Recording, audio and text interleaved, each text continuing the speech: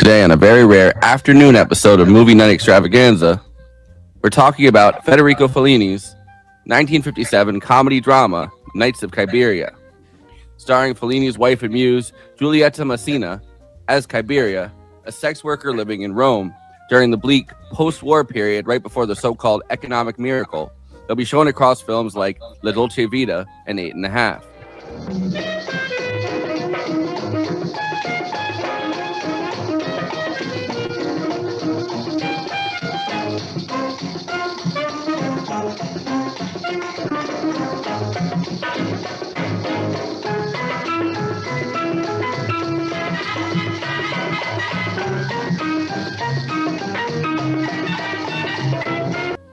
Where Rome became known internationally for its mix of rapid industrialization and incredible displays of glamour. Cabiria had appeared earlier in Fellini's film The White Sheik in 1952 about a new wife who's obsessed with the Valentino-like character in her favorite photo strip. When her husband takes her to Rome to meet his family and the Pope, she instead sneaks off to find the White Sheik. Ragione tua moglie. Bella. Bella, guardi un po'.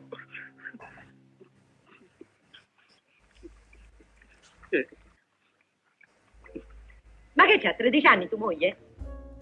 In a brief appearance in that earlier film, Giulietta Masina had stolen the show.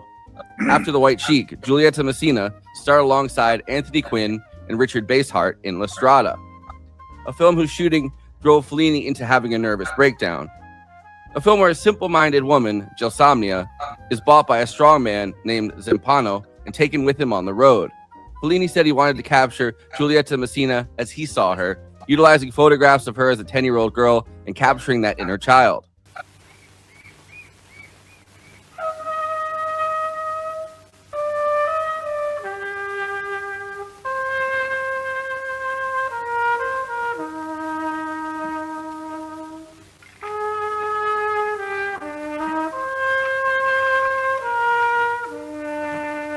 This childlike quality is also present in Nights of Cabiria.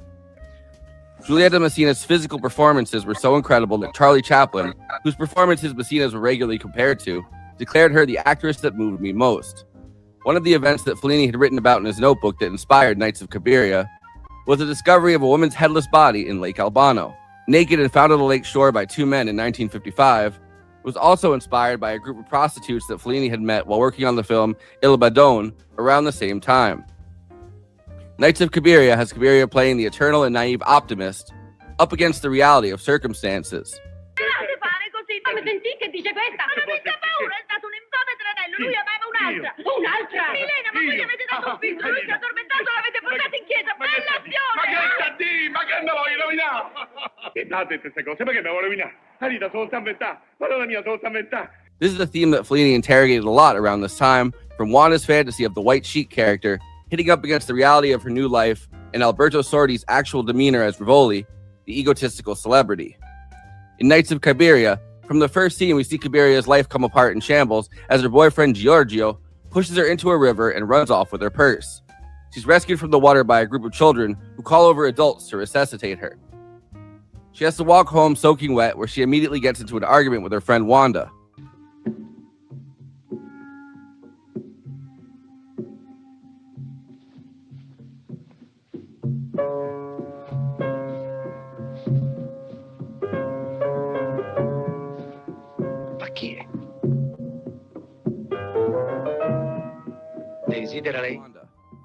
Another sequence, one of the most memorable in the film, shows Cabiria on the corner successfully getting noticed by a famous actor named Alberto Lazzari, who's just gotten into a fight with his girlfriend and kicked her out of the car, played by Amedeo Nizzari, the Errol Flynn of the fascist era. He brings Cabiria out to a bar where the mambo is being played, and then up to a mansion that will rival anything in Fellini's later work about Rome's glamorous age.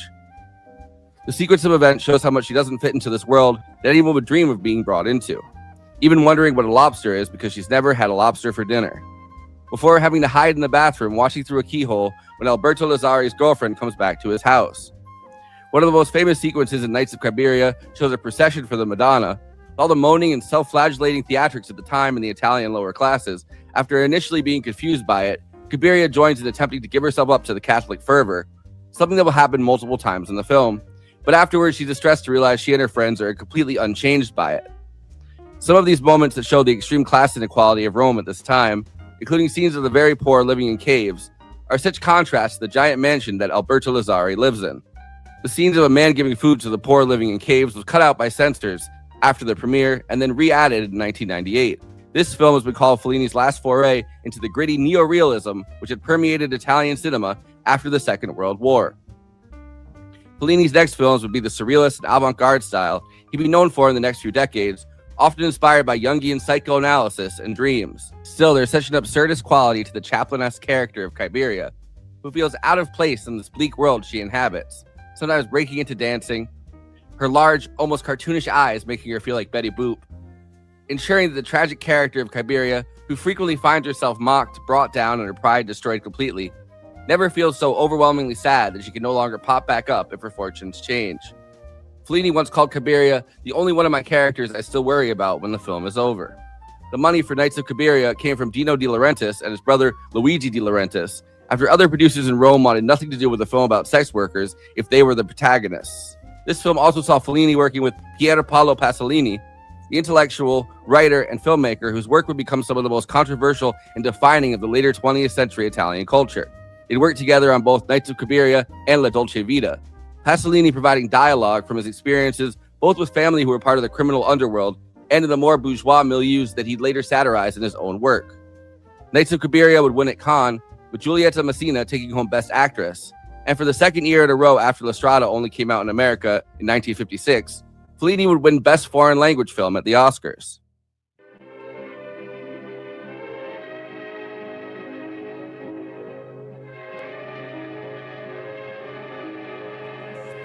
Before I introduce the panel, please like this video and subscribe to the Movie Night Extravaganza YouTube channel. Then hit that bell to get notified whenever we're streaming. Super chats are now open. If you have any pressing questions, send us a super chat, which helps me maintain the expenses for the show, which I am obligated by the rules of the Geneva Convention to stop everything and ask the panel. Another way to help us out is to become a patron and give us money every month. In exchange, you get access to all of our after parties, bonus content, and we'll tell you even more movies we watched recently. Patreon.com/Movie Night Extra. We have a Movie Night Extravaganza Discord. There's an invite link in the episode description, and we have a Letterboxd HQ account. So those are two more places to follow along with us. Okay, let me introduce the illustrious panel. We are live right now on This Space. If you aren't following them, join This Space TV on YouTube. Link below. Conan Neutron is the co-host and senior producer for Movie Night Extravaganza, host of Protonic Reversal, an independent Film Critics of America film critic, and the frontman for the band Conan Neutron and the Secret Friends. Check out his music at neutronfriends.bandcamp.com. Kristina Oakes is a co-host of Movie Night Extravaganza, a streamer on Twitch, twitch.tv/cosmopolitics, a host at This Space, hosting Kristina's Corner, and is across social media at Cosmopolitics and on Letterboxd at Kristina. Adam McKay is a director, writer, and former head writer for SNL, who has directed and co-written such films as Anchorman, Talladega Nights, The Other Guys, The Big Short, Vice, and Don't Look Up. I, of course, am your host and a local magician who's creepy like something out of Pinocchio, Forrest Miller. We haven't changed. Nobody's changed. Fantastic. Adam McKay, welcome back, man. Hello. Thank you for having me. Yeah, we threatened to do this last time, and here we are. Threat received and instigated. It is crazy that last time we talked about this movie, which was what, like a year and a half ago or something? Yeah, like I think a little bit over a year. A Nora discourse had just begun. That's why it came up. And how much the world has changed. So Giulietta Masina's smile in the end, to me, I rewatched it 2 nights ago, and it was a totally different experience than when I saw the re-release. I think it was 1998 in New York City, so it was wild watching it again. Well, we're all kind of going through the tribulations that she goes through in the movie on a more extreme level. So yeah, I think optimism and hope in the face of just absolute horror all around us is a lesson that we can all kind of take to heart right now. Yeah. Just Hi everybody, it's a fun movie show we're doing. Well, it actually is, because Giulietta Masina and Fellini's spirit carry us through. Like, I mean, if you look at post-World War II Italy, that's a grim place. Yeah. And I mean, she says, or her friend Wanda says, everyone is trying to scam you, which feels a lot like America in 2026. And yet, when Giulietta or her Cabiria hears those beats and hears music, she can't help but dance, or sees children. I actually, as crazy and as dark as shit is right now, I found it more relevant than ever. The big difference between like this period of Italy and like and now, I can't imagine anybody actually going through the motions of like marrying somebody, taking them out over and over again on dates, like doing all of that just to steal the purse. I feel like the long game. Are you serious? Like, I'm talking about the long game. I'm talking about the long game part of it. Because he goes all in for the long game. I feel like now people try to do it either online or like in person fast. Like they try to take your money and run, and nobody has the attention span anymore for like a con to that level. Where I meet you. I go around looking for easily suggestible girls, which she is on the stage, and then I woo them and I take them out, and I'm romantic, and it's days and days, and then I finally propose. I marry them, and then he takes her all the way up to the top of the cliff, and it's like, I don't know. I can't imagine somebody like, we don't have the attention span for a real con like that anymore. Our cons today are much. That's a great question. Does the long con still exist?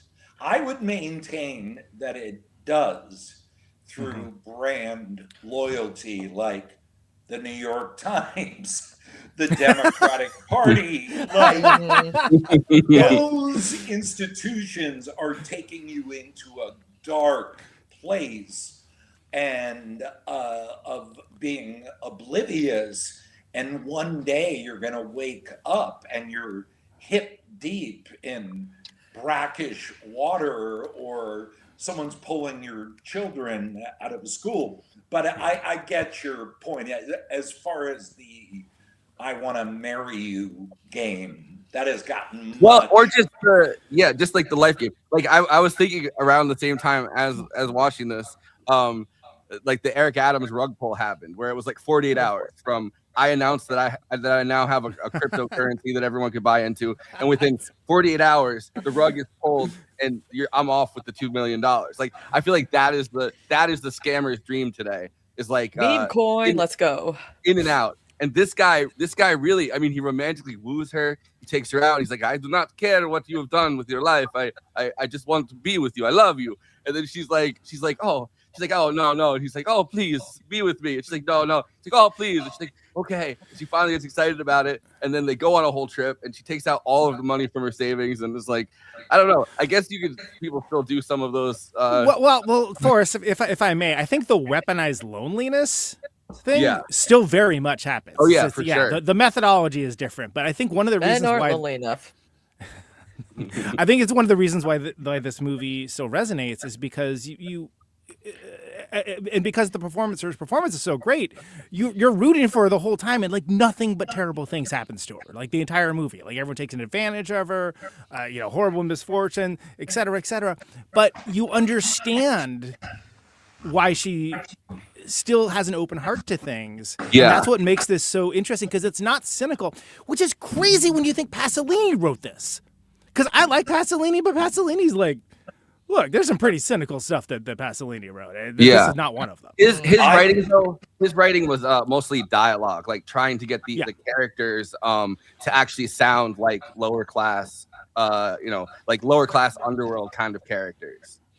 You know what was cool and disturbing was the scene where Cabiria was hypnotized, and she mentions that she owns a home, which sets off the con man is sort of like using your iPhone to talk to people about your assets or being on social media. Like, for sure. Every internal thought. I mean, I think there's a whole interpretation of this movie, and it probably slightly goes beyond what Fellini was consciously intending, that, Italy fell, Germany fell, Japan fell. The new sort of neoliberal age really kind of began there, for better or for worse. And I keep thinking of her friend Wanda saying, like, what, when Cabiria says, why would a guy throw me in a lake for 40,000, what is it, lira? Yeah. Right. Which I don't know what the exact amount is, but it's not a lot, really. When it comes down to it. And her friend Wanda says, I know guys that would throw you, given how things are, I know guys that would throw you in that lake for 5,000. Yeah. And then you look at the other movies being made. I mean, the big one for me is Antonioni, like La Ventura, the face of Nights of Cabiria, post World War II. I mean, you have Fellini, a guy who was, through no fault of his own, raised a fascist. Like, he even said later, like, I fully believed in that regime, which when you're young, that can happen. And parts of it are in Amarcord, right? Parts of it are from his childhood in Amarcord. Like, totally. So I really look at this movie as, the beginning of the post-World War II era. Capitalism has blasted Italy in a way, like post-World War II. You saw it with Japan. You look at the movies that were made out of Japan after World War II, and it was all about internalizing the desires and ideology of your conquerors.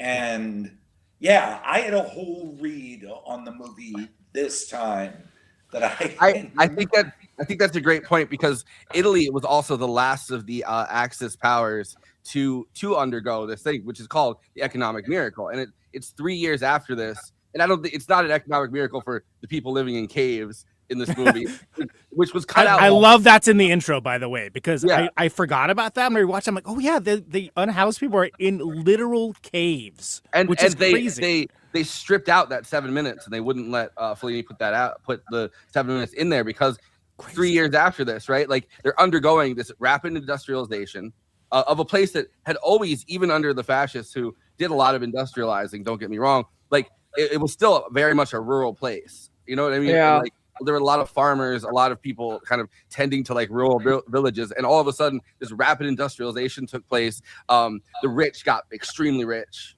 the poor stayed poor, but there was still like a burgeoning middle class, I guess, that came out of this. And that was, out of those three countries, right? Out of Germany, which was like one of the first countries to kind of undergo this. Japan, pretty rapidly underwent this, and then Italy. And it's, you see the movies really change after this.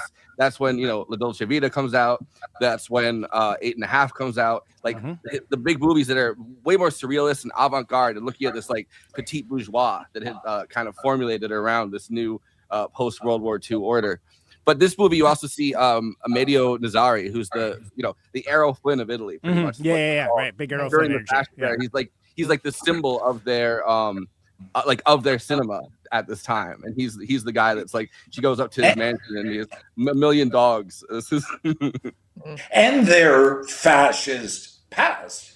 I mean, Yeah. he was an actor that was, and his, sort of rugged manliness, the fact that he right away jives with a sex worker is, a comment on Mussolini style fascism.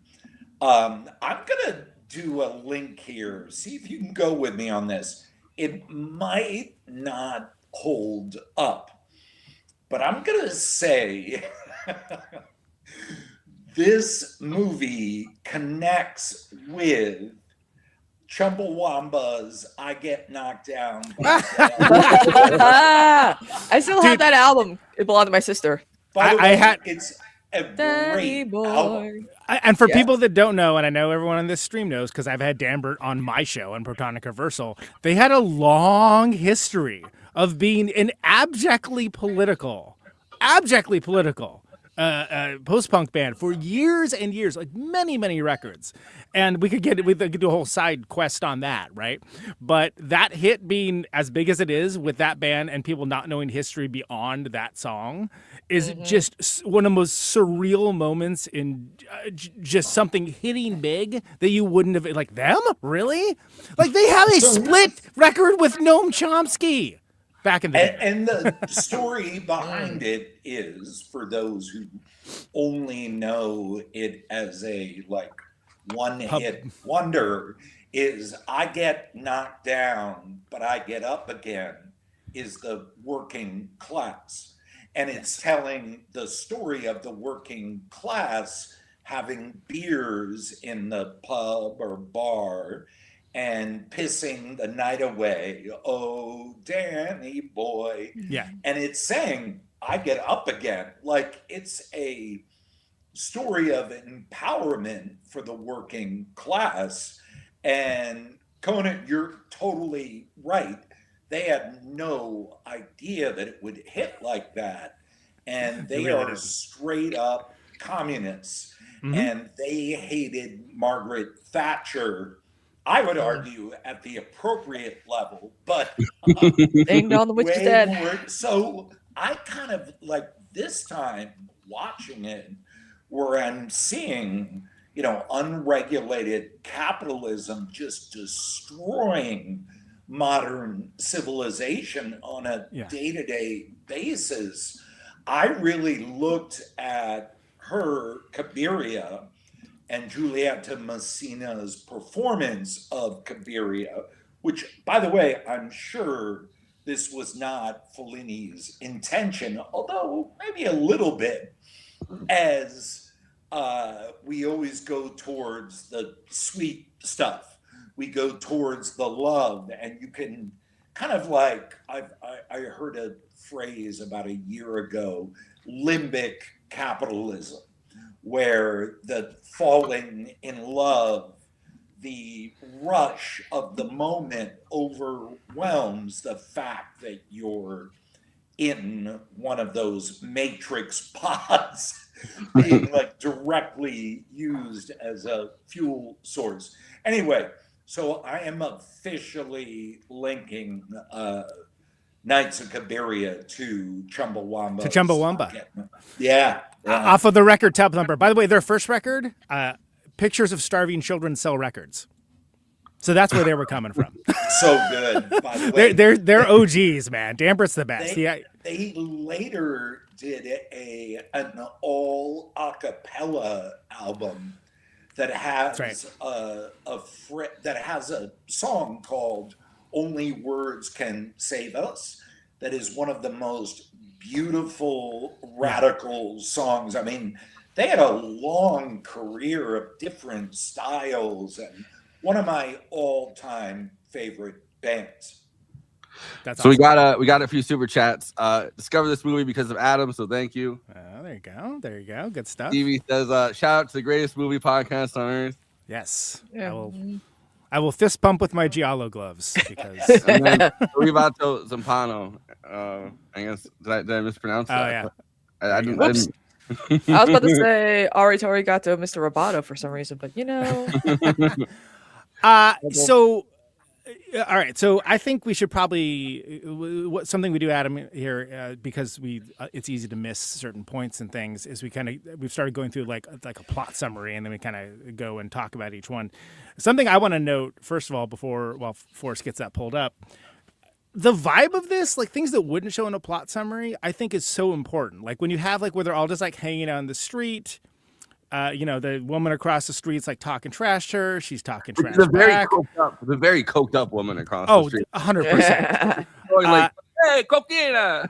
There's like the stuff in the car, and everyone's just vibe, and it's almost like Howard Hawks style hangout to a certain degree, right? You get the vibe of it, but you get so much character with Cabiria's character, you get so much idea of like what kind of person she is, because she's very joyful, even though it's again this unrelenting torrent of trash talk that's happening across the street. To your point specifically about Anora, and this movie, right? The first time we see Anora, we get her in the strip club hanging out with.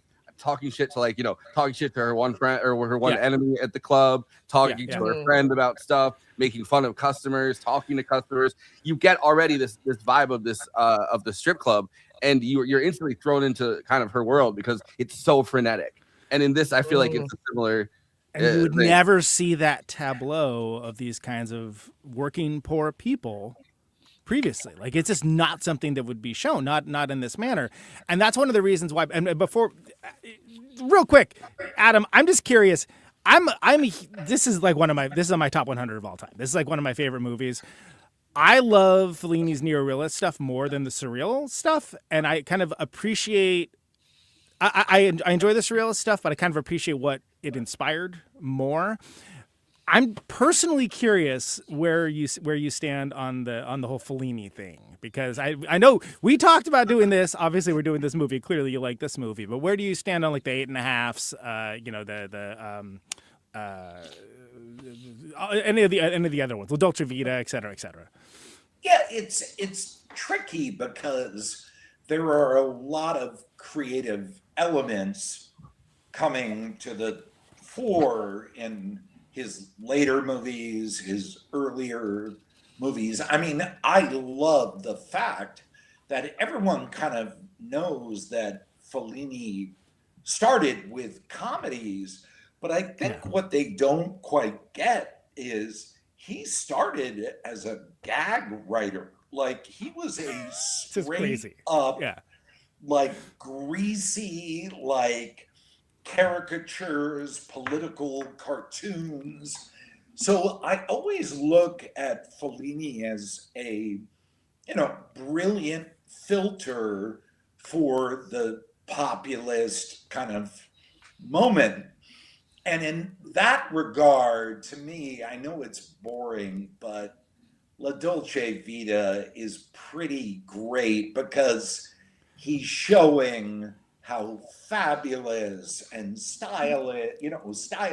I've started La Dolce Vita so many times and just have we need to one day either do it for the podcast or I need to just man up and watch the full. I happily, because to me the scene on the beach with the sea creature, that's where kind of like how David Lynch never made anything overtly political, but I view David Lynch as a kind of touchstone of the 80s, 90s, into the 2000s, because, I'm a big believer, obviously, in class cinema. I love neorealism. I love Battle of Algiers. One of my all-time favorite movies. But there is a point at which a film can jump into the surreal and the absurd to such a degree that it becomes revolutionary. We for sure know that no one in our current leadership in the United States, Republican or Dem, really enjoys La Dolce Vita. There are 5 people who know enough to like Ed Markey and Elizabeth Warren probably know enough to say, oh yeah, that's an all-time classic. But like, Chuck Schumer, like, Yeah. So I do think when you go so La Dolce Vita.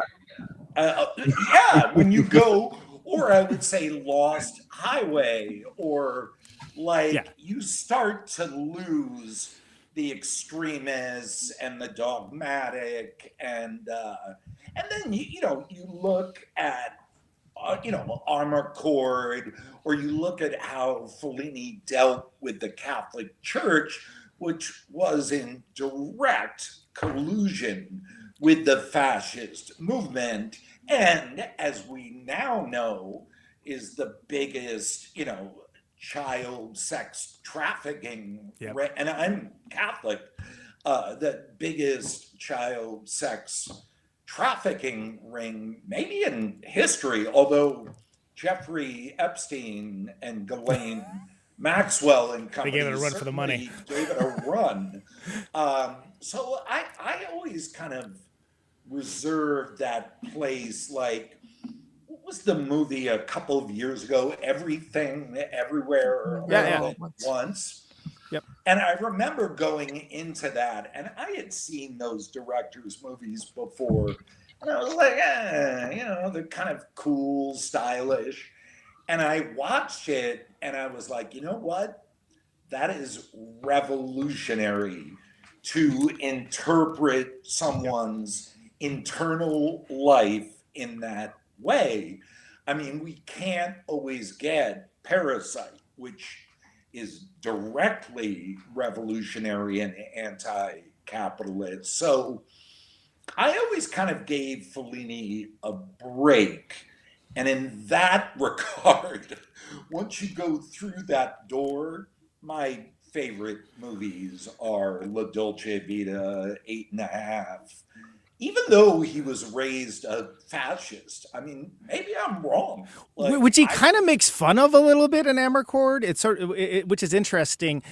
Three things real quick. We were very early to the Everything Everywhere All at Once train, just to toot our own horn as a movie show.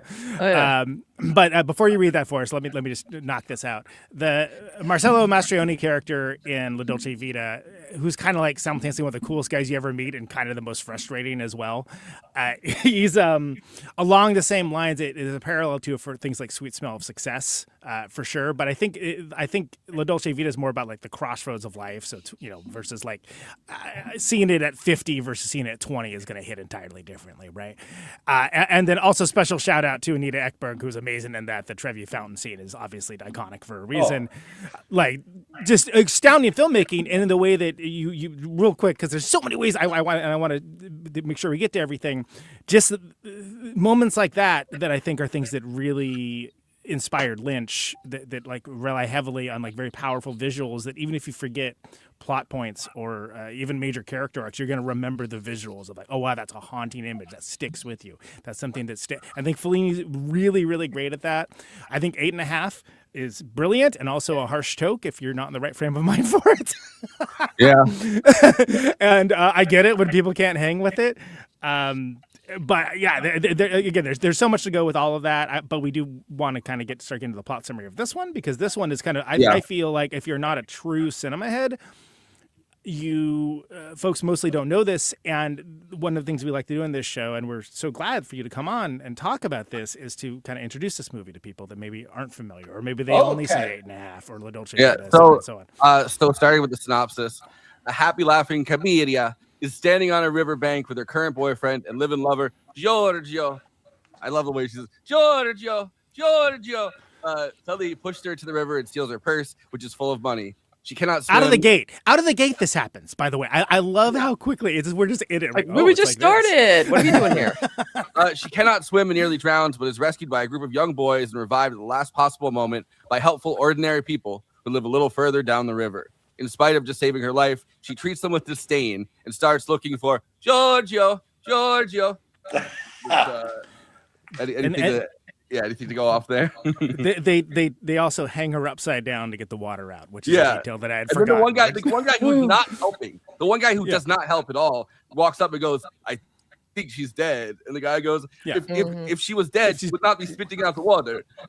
Well, there's Very funny. religious, hints throughout this entire movie. Like, I mean, I kind of like, did you read that Fellini was undecided between the character of Cabiria being an insane, like a neurotic nun or a sex worker, street sex worker. And if you look at that opening, it's all about like betrayal. They hang her upside down like she's being crucified. And it really establishes character in an incredible way, because she's like, screw you all. I want to follow my delusional need for love. It's an incredible opening. And the children are established as kind of a truth touchstone. Yeah, it's so good.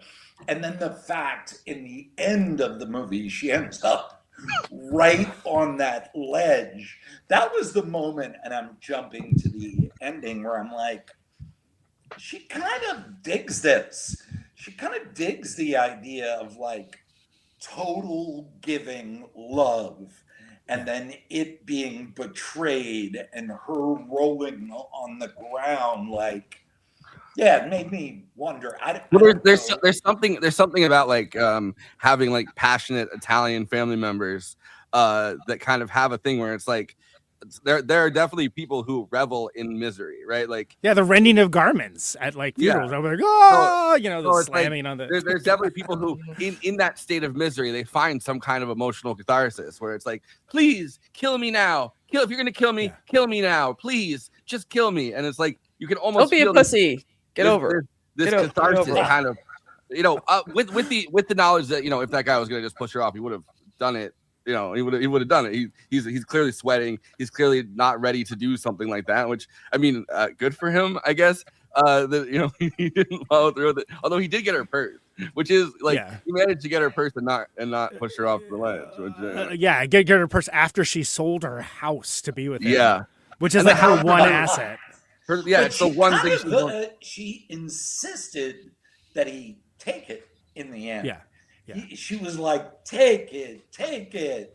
And there was part of me that was like, oh, that's weird. Like, I would love to know what Fellini was thinking about her insistence, if he wasn't making a comment on the pain, pleasure of the whole sort of capitalist scam. I don't know. Well, and the whole almost religious fervor of it, because you see throughout that. Well, we should get back to the. Let's get back to the plot. But the extreme, the religiosity and the extreme emotion.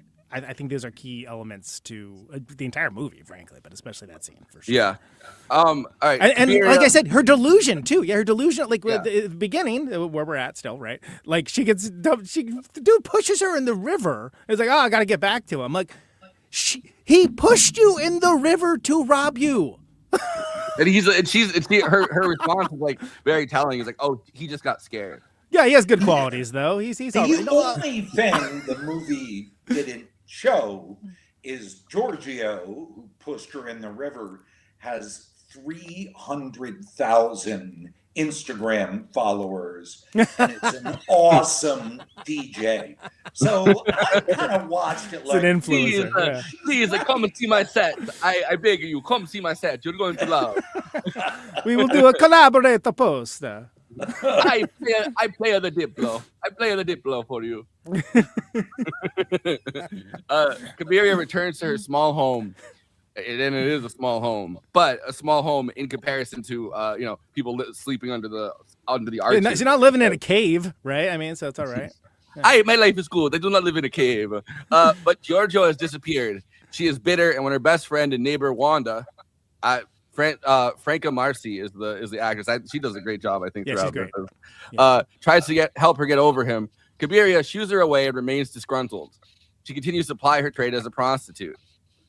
Pause right there. Yeah. She not only shoos her away, she's pretty insulting about it, frankly. Like, but "Who you can say tell I'm your they've been friend? friends for a long time. You say I'm your friend, huh? Yeah. And then in the next scene, she's like, "Oh, my only friend who lives near me is Wanda," and it's like, you just told her that you guys are not friends. A fish called Wanda.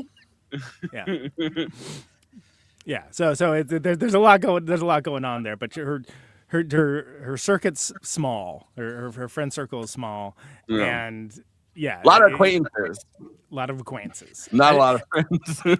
and that leads into the scene I was talking about, where you got, they're all hanging out together. Your coked up rival / acquaintances, like, just talking that trash nonstop the entire time.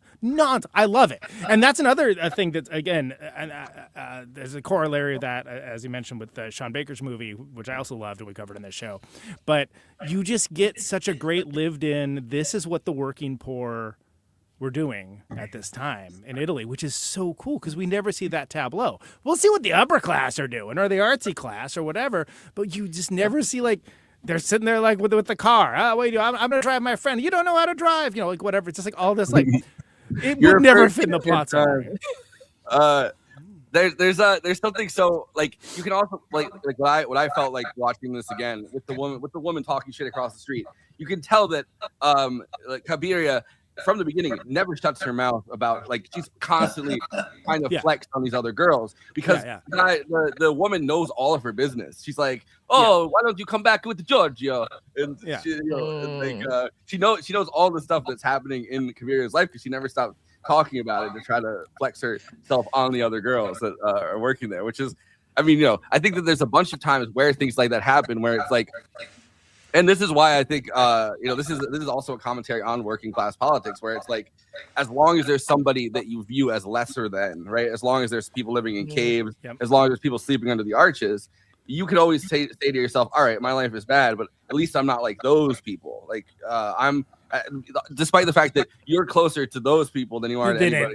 Exactly. Than like the actor or anything like that. By the way, two things. For 1957, pretty freaking future forward. As far as depicting all this kind of stuff. And then also, that goes back to what you're saying, Adam, about, like, Fellini starting off writing gags. It's very funny. It's a very funny, like, section, right? And in what is ultimately a tragic movie. But and you kind of get why Giulietta Masina became his muse. I mean, she has, like, what we would call today, like, comedic set pieces in the movie. Her dancing is hilarious. And the scene that you guys are talking about, when she gets in the fight with the woman across the road, it's really funny. And she's an amazing actress / comedian. Well, and there's a great diss too, like, whatever, Moby Dick or something along those, which is like, whoa, okay. This is why this film, like, rewatching it's like, oh yeah, you could definitely see, like, so much of this movie, like, in Honora, you know? Like, for sure. There's another really great line. Honora is a great comparison. I mean, I was stunned. I'm sorry, I didn't mean to interrupt you. But when I saw Honora, I was stunned by how almost slapstick funny it was. Yeah. Like, I was laughing. The dude who's the middleman between the crime boss, he was so funny. And obviously, she was incredible. But I, had posted after that. I was like, has a movie this funny ever won Best Picture? Because there's that whole Lubitsch kind of section where they're looking for him, right? And they're running around that whole. It's like this is a screwball comedy, like crazy, section. It's crazy. Funny. I mean, I also was saying that one battle after another, straight up comedy, the energy that drove me through that movie was laughter. And I know from experience, DiCaprio is really funny. And and PTA has a long history of loving comedy. I mean, Yeah, I think comedy is essential to any, Look at Dr. status Strangelove. quo challenging filmmaking. If you look throughout the history of it, the best movies like Parasite has really funny moments, and that's probably one of the top 5 most anti-capitalist movies I've ever seen. But you're right. It's very funny, and the comedy not only underscores the drama, it actually accentuates it when done correctly. And again, one battle after another being compared to Doctor Strangelove, which I just did, it's the same sort of thing. The Christmas Adventures, that's high farce. That's high farce. But it's also like, well, but there are orgs like that. It may not be that exactly, and it's they're kind of charged. I didn't love with one battle after another, and it was through no fault of Paul's filmmaking or the original source material, but it broke my heart to see a fictional world where there was still a left wing that had code words, and I was like, that was a fantasy element. You're right. I remember those days. Like, can we get away from that, please? Come on. I was it's also so funny not being able to move. Everyone's like, "Oh, Patty Hearst, how ridiculous!" And I'm like, not that ridiculous. But it knows what it's doing too. I mean, like you see Leo's character watching Battle of Algiers and smoking a bong at the same. Great. That's good stuff. And don't use your phone. Like the whole movie is worth it for don't use your phone. But anyway, I'm sorry. By the way, we're covering that movie episode after next. So the next episode, we're doing Thief with Josh Olson from Movies That Made Me and the great screenwriter. Love and then Josh, good friend. Very excited for that. And then our friend Eileen Jones from Jacobin is coming on, a feature guest of the show, to do one battle after another to kick off our coverage of for award season, where we only cover the movies. One battle after another. One battle after another. One battle. Anyway, stay tuned for that. Where are we at? We're literally in the first 10 minutes of the movie. I know, man. I screwed up your. No, it's fine. You could not. No, you're good. I mean, this is good. I talked theory right away. Let's jump to the movie star. Right? So one night she's outside a fancy nightclub and witnesses a fight between a famous movie star, Alberto Lazzari, played by Amedeo Nazari. I like that his movie star name in this very similar. Very close. Like I was like, it's like if you were like, oh, he's Neo DiFaprio or something. It's like it's like you can only come up with so many creative Italian names because they all end in a vowel. Like you can't AEIOU and never the letter Y. Here's the famous movie star Mark Bagel. Okay. Blark Wahlberg. Yeah, we can do this all night. But let's get back at it. Yeah. As he's dumped by his girlfriend, the differences in appearance between the glamorous girlfriend in a mink coat and the disheveled and short Cabiria are stark. The jilted Lazzari takes the starstruck Cabiria to another club and then to his house, where Cabiria is astounded by the opulence of his house. One thing that I wanted to point out is there's two diametrically opposed scenes where she's in the parking lot, and it is the scene where they're talking shit back and forth. But while the radio is playing in the car, you hear like mambo, and they're doing the mambo. Yeah, they're doing the mambo. She goes to the fancy Italian. The Italian bar, but it's like where all the celebrities hang out, and it's like the bar for rich people that everyone's like, "Hey, Lazzari, I love you," like that bar. And he's kind of mortified by her dancing, doing the same kind of mambo that she was doing in that parking lot. Like it's her signature dance. But in both cases, it's like the upper class version of a mambo and then the lower class version of a mambo. And this is something that, real quick, I saw El Surpasso for the first time just recently, which is a fantastic movie, Dino Risi. And I'm now getting a better handle on that class distinction between, and again, everyone's very free to there's music playing, let's dance. That is that class distinction, because from looking at from perspective 2025, it's like, they're 2026, whatever year we're in. It's like, oh, they're both beautiful women dancing. What's the big deal? But there's like, oh no, this is considered like you're a prole. You're like lesser somehow, and that's very important. And that's told rather than told as in with speech, like show not tell. You see their reactions, and you see like in a minute, like, oh, this is why she's viewed as a less than, and it's so interesting because I think I'm getting a better handle on it now after seeing more movies of this era. That I'm not sure I picked that up the first time. Yeah, well, and throughout this, working class mambo, everybody, thank you. Doing the she's doing the fan thing, which obviously also immediately outs you as lower class, because if you're upper class, you're supposed to. I mean, you can ask the person more famous to you for favors, and then they kind of blow you off, but you're not supposed to be like, I'm a huge fan. I've seen every movie. I know who you are. And like, she's yelling to her friends out of the car, like, look who I'm in the car with. Like, you're not in the car. Like, I'd be like, I'm avoiding this celebrity at all cost. But so what am I, a fan? Lazari takes the starstruck Cabiria to another club and then to his house, where Cabiria is astounded by the opulence of his house. I really like that one of the things in his house that you first see in his room is a closet that plays a noise. When the closet opens up, it plays like a little song. And like now you see that with our version of like everybody's middle class now, kind of at least the illusion of that, right? Like no matter how poor you are, you're still middle class. The illusion of that, because you have so many consumer electronics, and that's like the definition of it. Everything makes a little sound like that now. And you can't be poor. We have a bidet. Yeah, sure you can. I mean, but it's like, that is seen as like the most opulent thing you could possibly have. The closet opens up and it plays like a cute little like starry song, and it's every single appliance now. Smart appliance goes like dun dun dun dun dun. Yeah, it's like my one customer. I cleaned for the man who invented the Commodore 64 computer. Like, and he made his entire house into a smart house. So like, Commodore.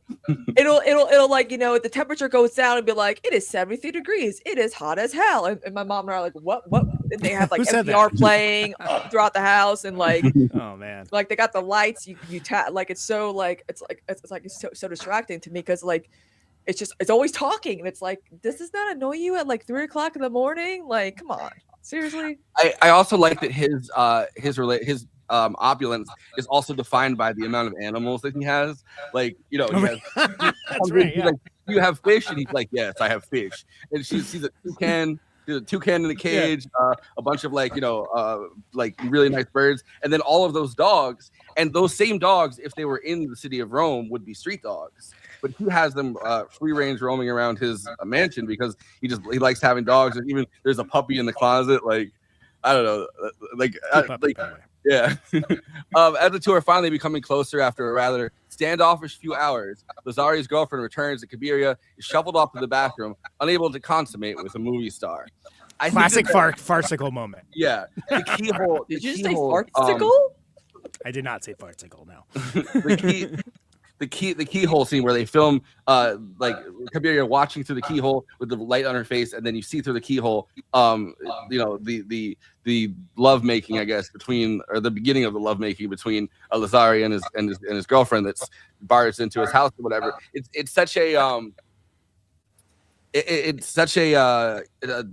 like kind of devastating depiction of loneliness and the distance, the alienation that she has from the person who, I mean, he seems like a nice enough guy. I mean, he's kind of just like drunk and kind of whatever, brooding the entire time. But like, there's nothing. You're not like, oh well, fuck this guy. This guy is terrible. But it's like there still is that distance, no matter what. Where he's like, I don't know. I brought this prostitute home. She was standing in front of the hotel, and then she just pushed off the. Voyeurism is one of the 4 or 5 engines of capitalist class inequality. Like, I'm old enough to remember in the 80s when lifestyles of the rich and famous came on. Lifestyles of the rich and famous. That's right. It was fucked up. And a lot of people were like, this is fucked up. Like, these people are assholes. Like, why are, but it slowly grinds away. So for me, when she was looking through that keyhole, that's where the working class goes, the sex workers, the plumbers, the sewage workers. I really think, like you guys said earlier, the idea that this whole new economy was slamming into Japan, Italy, Germany, and in some ways, the UK, France. I think it must have been like wildly disorienting. So I love that where she's looking through the keyhole. There's no intimacy. And then you see the silhouette of him paying her, and she trots off. And as an audience member, I was like, well, at least he paid her. And then I was like, well, that's fucked up.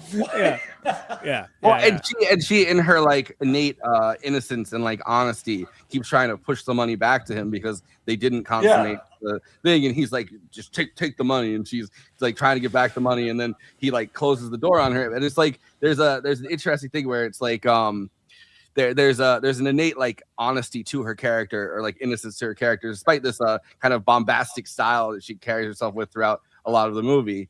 And this guy is like, the money doesn't mean anything to him. He's just like, I would probably assume this guy is constantly fighting with this girl, getting drunk, and then like, or whatever girl he's seeing, right, and getting drunk, and then like the girl like leaves him, and they have this huge fight. Like I'm guessing this happens a lot. It's probably very cyclical. Yeah. And I think also that's one of the keys is like why the character's so good too. That naivete with like the brashness of for Cabiria.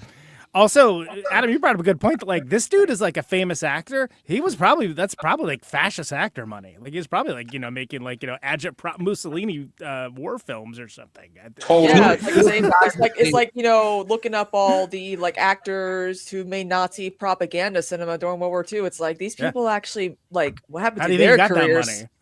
Well, when the Italians before World War II, when they invaded Ethiopia and started doing like colonization, right? This guy was one of the guys that they would constantly have play like a soldier in the army, and they're like, oh, this is the great war, heroic soldier. Yeah, exactly. So that's who that guy kind of is. I looked at some of his movies, and it was like that was a lot of them. The actual actor. Imagine being just a propaganda actor. It's like being a vertical film. Well, you probably get wasted and try to have sex with a bunch of women. I guess I don't know what else you're gonna do. Yeah, but I mean, how many of our actors are kind of propaganda actors? You know what I mean? It's important John Wayne. not to be too judgmental. Like I'm currently on location shooting a movie called The Heroes of Ice with Sylvester Stallone, but like you gotta remember, I have to not that ice, all right. yeah. The Heroes of Ice. Yeah, great. Was there a 10th of a second? Are they in Greenland? You know what? Sylvester Stallone was okay. Okay. That was the one that got me. Okay, he's doing a bit. Okay. The Heroes of Ice. That's great. Yeah. You know what? You know what though? That would still be better than any of the Expendables movies. Oh yeah. Would it? Mike drop. Are you hiding with Christian Bale? And I would say to him, I was like, Christian, let's pitch Amazon a movie where we're gonna do a total like hagiography glazing biopic of Jeffrey Bezos, and we shoot it like Christian acts it beautifully, we shoot it really well, and right before it opens we say it was a joke. That is some long game. That's a long game. Yeah. All right, so you're the one man left that will do the long game. But now I'm just imagining a movie where it's old Sylvester Stallone banging on a door, and the door falls in. He goes, "I heard you're hiding immigrants under the floorboards." It's like Heroes of Ice. They have like a guy in a sombrero, and they're taking him out, and he's like, "No more immigrants coming into the border." I'm sure it'll be written by Ben Shapiro. I am here to take your 4-year-old. You will give them to me. Adrian, I got another one. Stephen Miller. You know what though? It would be Frank Stallone, not Sly. That would be the starring. Oh yeah. It would be Sly. Sly, yeah, he would do it. After seeing him at the Trump Kennedy. Oh, that's right. Like, all right. You've told us everything we need to. That sucks. No. That bums me out.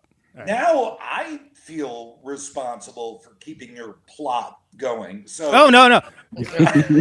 Man, this happens all the time with less interesting stuff. Don't worry about it. You're good. You're so good. The movie star goes to her. Let me see if I can remember. Back to her home.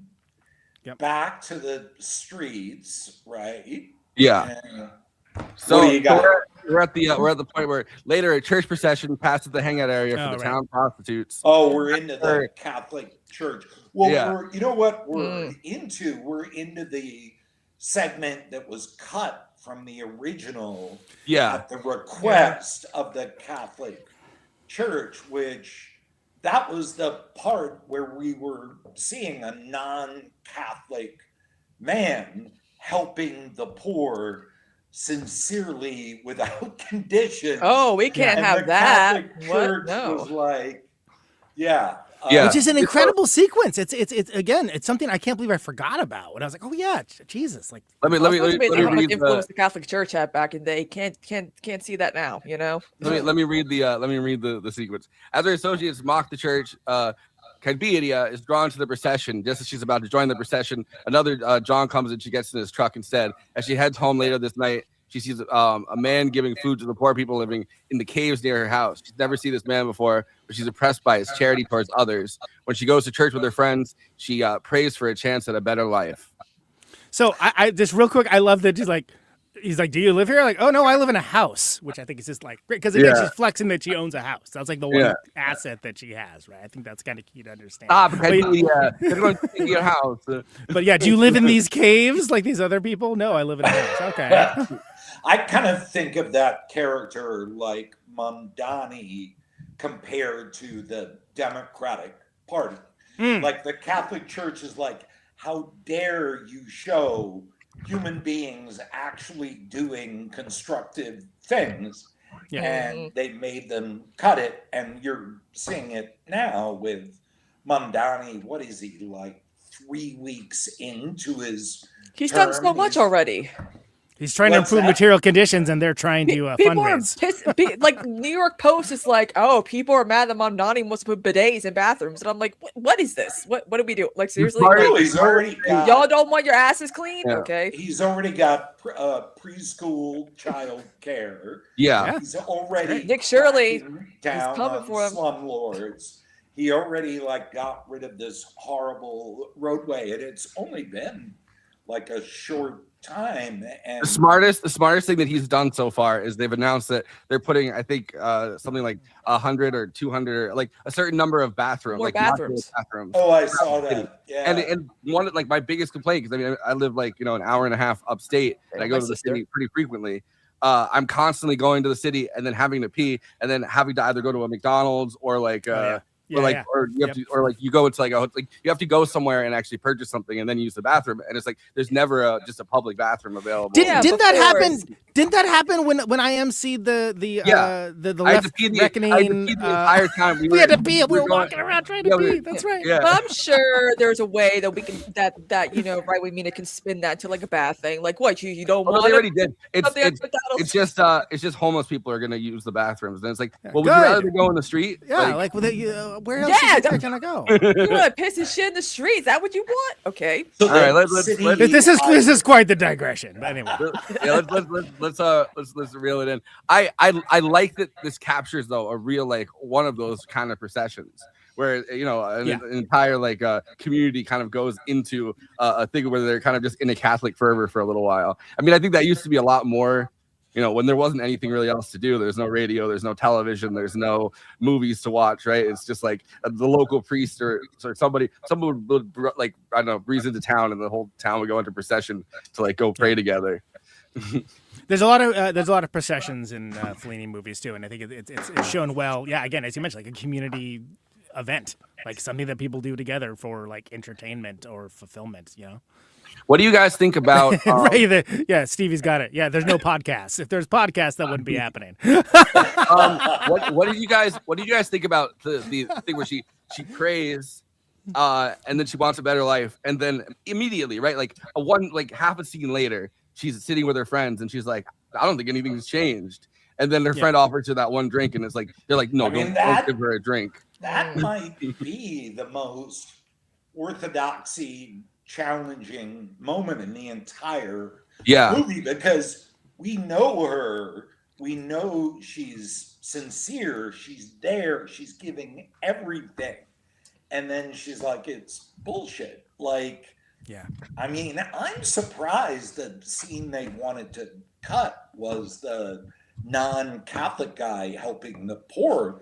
If I were a screwed up Catholic bishop and I was looking at the movie, I'd be like, you get rid of the scene where she's like, it's bullshit. It was kind of incredible.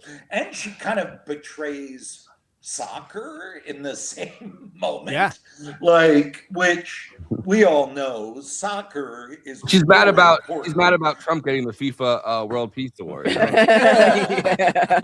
the way, can I say real quick, religious than any. Yeah. You made me think of a great abbreviation, WWJC. What would Jesus cut? Right? Thank you. Abbreviation humor. We do it all here. She's desperately trying to find meaning, and whether that's like, whether that's the multiple run-ins she has with priests and the one friar who's like, well, you get to marry, to have kids, and she's like, I'm not, and then she goes back and tries to find him to confess, but really what she's doing is trying to like say, see, I can do that, I can get married and have kids, I'm getting married as soon as possible. It's like there's just like this interesting dynamic with it, that like all of these things that are conventional or conventionally give people meaning they don't work for her. That are also tied to material conditions. Yeah. Right. And I think that's important to know. And that actually somehow we tied it back into Mom Donnie and the addressing of material conditions that the Democratic Party abjectly refuses to do. And I think that's notable, and it's intrinsic to understanding her character, but including the flexing, including the bragging about, I don't live in a cave, I have a house. Yeah. Well, if you're traveling all day with by girls to like sleep under the arches, I was thinking about like that Leos Carax movie that we Lovers on the Bridge. Yeah, Lovers. And I was thinking about that, right? Like the homeless kind of thing. She's like, well, at least I could tell everyone. And her house is like a little pod almost, right? Like it's a nothing house that you could just a bulldozer could take away. It's like it's been put up there. It almost looks like a cave in a way. Although it's interesting, did you notice the way Fellini shoots it? From outside, it looks grim, and then when you're inside, it's very homey. Yeah, I remarked, I was like, it's kind of a nice place, like, and it shows the exterior of status. It looks crappy, but when she's inside it, it's warm. It's like I thought it looked kind of good. That plumbing, it's a big deal. Well, it's like it's also homey. too, yeah. Well, another thing too, like with the material goods and all this, is we're seeing, with like consumerism, a lot of like influencers showing off, flexing their fashion hauls, where they're like, I spent $200,000 on Louis Vuitton, and us poors are like, you are definitely I'm throwing a rent touch. Party. Yeah. Listen, exactly. Listen, if I became like a millionaire through doing whatever the fuck this is, I would be like, I can't find a way to spend all this money. I can't on myself. I'm gonna be helping people, man. I'm gonna be like that rich person who's like, yeah, here's like $500K for like a college education program or stuff like what am I doing here? I can't. I just want a guitar and that's it. What do you mean if you become a millionaire from this? We just invoked Leos Carax. Millions are going to come in immediately. It really points out how like toxic, broken, and deranged our culture and economy became. Because can you imagine, like, any of us, if we were on that Elon Musk track, we would have gotten off of it at like 3 billion, 2 billion. It's enough. I don't need to be a trillionaire. What are you talking about? 700 billion. Yeah. He's headed towards $1 trillion. You could change the entire world. You could get rid of homelessness, cure hunger. You could create like laboratories to deal with climate warming, which is buying Twitter costs more than actually ending world hunger, but right. Yeah. And he just to turn into X the Everything app. He could buy the Everything AI CSAM app. I mean, that just shows you how broken these motherfuckers are. Like him, Bezos, Gates. Did you guys see the video of the mob attacking Gates's car yesterday? No, I didn't. I mean, the internet is so weird. Maybe it was AI, but it looked real. Like, well, and it shows not just a lack of empathy, but a lack of imagination, too. Like, because, like, especially for someone like that guy, which I really don't want to talk about for very much longer, but like, who so desperately wants to be like not just liked but loved. It's like, yeah, but you keep doing the worst, most annoying things possible. Also, not funny. You're not funny, and you will never be funny. Please stop trying to be funny. I'm gonna jump. But anyway, hey, I made it. Yeah. Yeah, there's Elon Musk. Everybody coming up next week. No, it was funny watching the movie with my wife because she forgot that the con man was the guy who came at her after the magic show, which is also like the magic show with her being hypnotized is like the magic realism of pyramidal capitalism. Like you have to believe a lot of nonsense to think that this structure is going to work for you. You have to deal with a lot of shame. But when the guy came up, my wife didn't remember when we had seen the movie almost 30 years ago. So she was sort of buying into his, his game. Yeah. All right. So that takes us to the plot summary. Cabiria goes to a magic show and the magician drags her on stage and hypnotizes her. As the audience laughs, she acts out her desires, be married and live a happy life. Furious having been taken advantage of for the audience amusement, she leaves in a huff. And so in this hypnotic trance, which, by the way, I realized it was this and a news item that led me to when I wrote the song Criminal Hypnosis. I was thinking of that. And she mentions that she, once again, because she mentions to anyone that'll listen, that she owns a house, which is what baits the hook for the guy, right? So that's why the hypno, because I was like, oh yeah, I forgot about the hypnotist. Like, this is it's interesting that hypnotism also translates to suggestion. Like it's its own kind of hypnosis obviously makes it sound like very mumbo jumbo, but the suggestion, right? Like people still kind of utilize that as a way to get you into a state where you're more pliable into doing I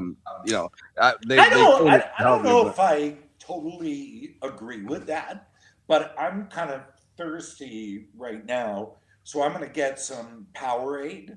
Like your idea that suggestion, like I'm going to go get some Powerade, vote blue no matter who, and get into my Toyota 4Runner, which is gorgeous and makes me feel alive in control. It's funny. As a psychology major, I knew a professor who specialized in hypnosis, but this guy was also a bit of a pig because my mom used to clean his house, and her co-worker boss also would have sex with him while they were working, cleaning the house. Oh, wow. And he's like, he's like, okay, you ladies want to quit smoking, right? And they're like, she's like, yeah. My mom's like, yeah. He's like, well, I can hypnose you and it'll work. And she's like, my mom's like, that's not what he was I'm not. Where's this movie? And by the way, do you want to start working on the screenplay now or later? Yes. I'm going to be right back. Hold on. Oh, I thought I didn't realize that wasn't a bit. Okay. It is. with the whole hypnosis thing, it's very interesting that, some people are like, oh, it works. I'm like, yeah, but it's open to suggestion and interpretation. And I feel like that's how like certain things will like snowball into like, like the child daycare satanic panic nonsense. Like a lot of these, women or people who claim to be victims. I'm like, nah, you're not remembering it right, Michelle. This is also the time that the CIA was involved in MK Ultra, starting off those experiments where they literally were trying out things like hypnosis to try to make because they convinced themselves that and LSD. They convinced themselves the Russians had found the mind control device or the mind control the tactic or whatever. And they were trying to learn like things like hypnosis or suggestion. Can you force somebody into these situations? Can you force somebody to act against their nature? Can you force somebody to tell you all of their secrets by using these things? Which, spoiler alert for the movie by Kiyoshi Kurosawa, Cure from 1997. But I literally just watched a movie that like directly addressed that. No. All right. Cure is the name of the movie, and it's an antecedent. Someone after I saw Fincher's Seven, someone recommended it to me, and the name didn't stick with me, so I literally just watched it like last month. You know the movie, the Kiyoshi Kurosawa movie, Cure, Adam? Yeah. I just watched it for the first time last month, but somebody. By the way, apologies. I had to go talk to my Wells Fargo banking. that place really makes you feel like you're a part of the family. Like family. Like, And like family, they regularly steal money from you. Anyway, it took me like 25 years to see that movie. That's the story. That's not cool. It's Wells Fargo. All right, home stretch. Here. Yeah, we're the home stretch here. Let's do it, Forrest. Come on. Okay. Outside the theater, a man named Oscar is waiting outside to talk to her. He was in the audience. He says he agrees with her that it was not right for everybody to laugh, but believes that fate brought them together. If a guy tells you fate brings you together, stay away.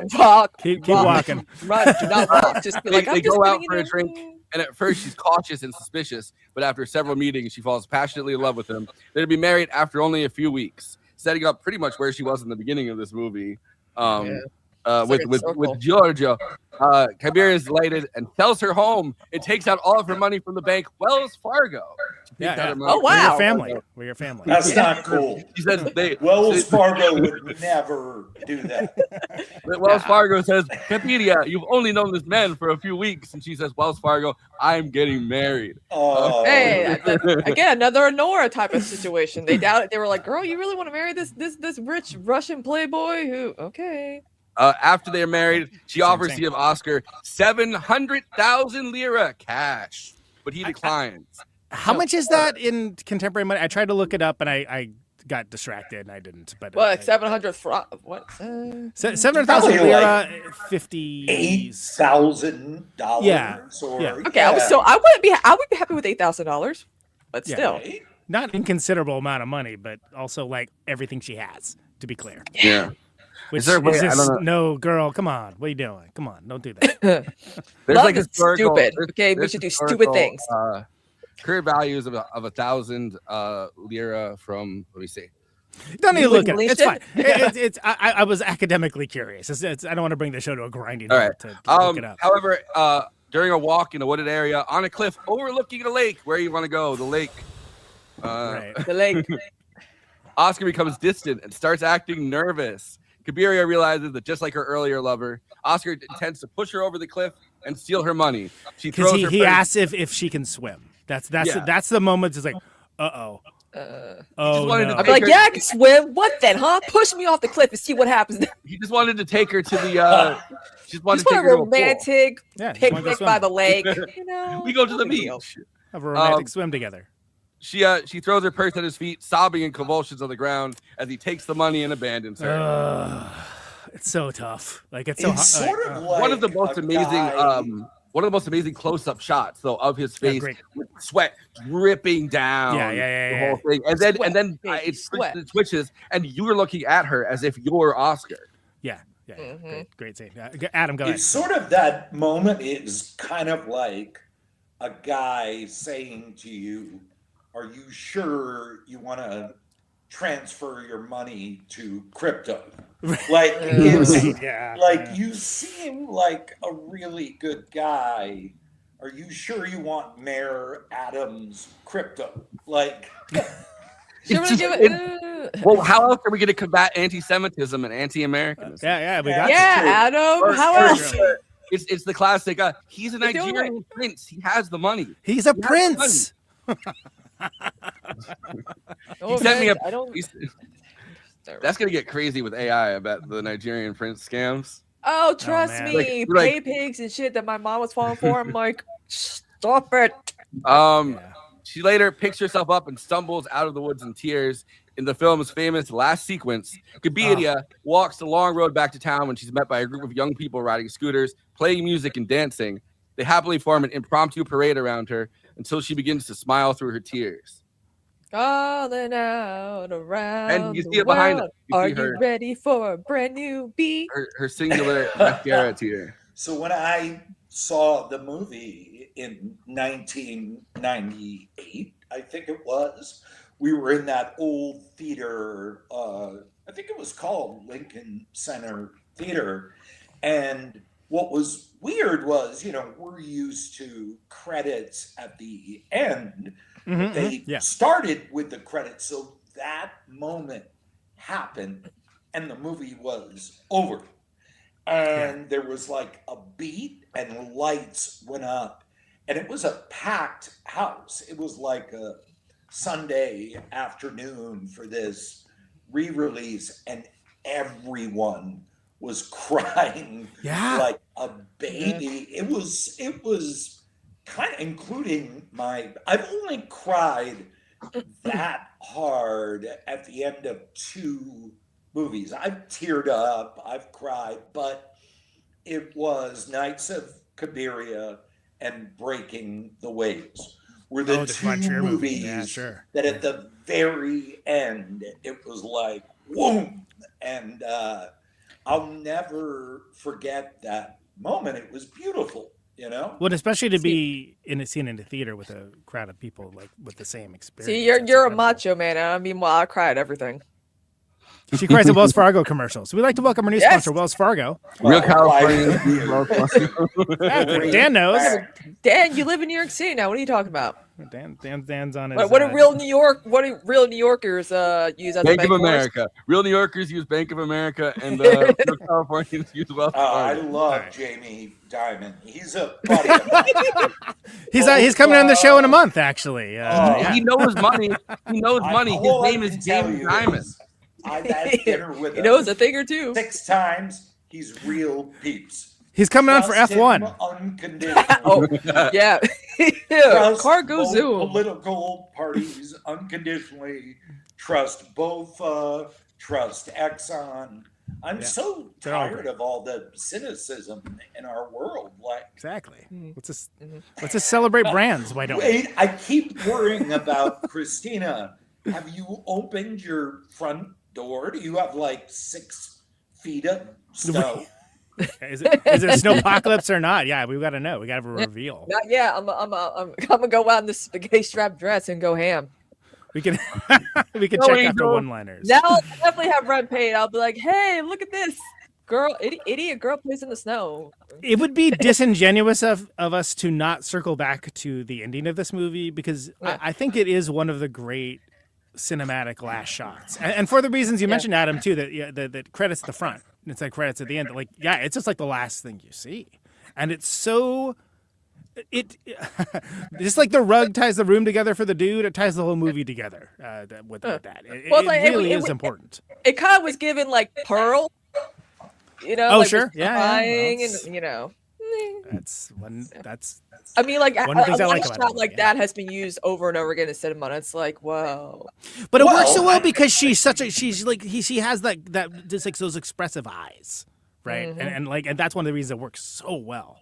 But also, are you guys like talking to people, like, given our circumstance that we have a full-on SS Gestapo force being unleashed on the country, the economy is like one big scam, where, you know, a German scientist just put out a paper, we could do it 1.7 degrees Celsius warming next year, which is, look it up, like 1.5 is the but there's a winter bad storm happening. one. Climate change But ain't like, happening. all this shit, and like, what are we smiling about in these moments?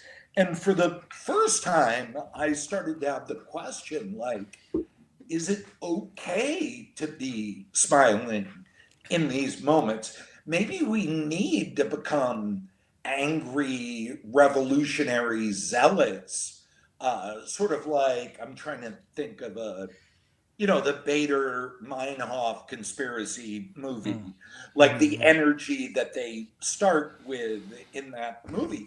By the way, I still laugh plenty. I love watching movies, the NBA. I love my kids. I guess I'm just throwing it out there, like, Can we enjoy things in this economy? or are we being misled and manipulated by the limbic economy? Like, which is to say, like, this is the soma. This is the soma. This is the effect of flattening out people so that they don't feel anything. So they anhedonia, if you will. Consumerism is entirely based on engagement, right? Like, it all goes back to the science of slot machines. Like, that is what our economy is built around. And what they learned a long time ago with slot machines is that physiologically there is no difference between winning or losing. It's just stimulus. And that is kind of the economy we're living in. And in some ways, you could interpret Cabiria as living on that loop-de-loop. Betrayal, pain, the flush of love and joy. Or, fuck that. Like, we gotta be able to stare into the abyss and still smile, which honestly is a little bit where I lean.